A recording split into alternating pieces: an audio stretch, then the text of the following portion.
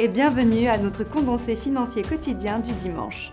Je m'appelle Sophie et voici ce qu'il se passe sur les marchés aujourd'hui. La sterling a augmenté grâce à l'espoir qu'un compromis sur les douanes soit trouvé, unissant le gouvernement divisé du Premier ministre May. Le dollar canadien était stable sur la session de jeudi car un léger optimisme a émergé au sujet des discussions sur l'ALENA. Les inquiétudes émergent sur la hausse du brut et ont commencé à arriver chez les détaillants américains discutant de leurs profits car cela pourrait ralentir les dépenses discrétionnaires des Américains. La paire livre-dollar a exécuté une correction mineure, gagnant 0,1% sur la dernière session. Nous voyons un ratio acheteur-vendeur de 1,4 d'après le SSI.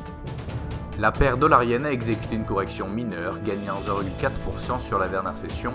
Le SSI montre un ratio vendeur-acheteur de 1,3. Le cours du pétrole brut s'est échangé latéralement sur la dernière session. Nous voyons un ratio acheteur-vendeur de 1,2 d'après le SSI. Le cours de l'or s'est échangé latéralement sur la dernière session. Nous voyons un ratio acheteur-vendeur de 4,3 d'après le SSI.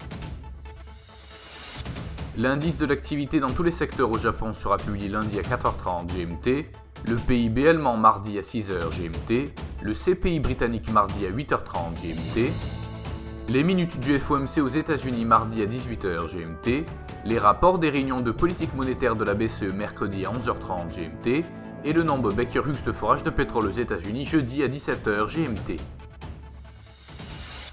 Nous espérons que vous avez apprécié nos perspectives marchés de ce dimanche. Nous vous souhaitons de la part de toute l'équipe une journée productive sur les marchés.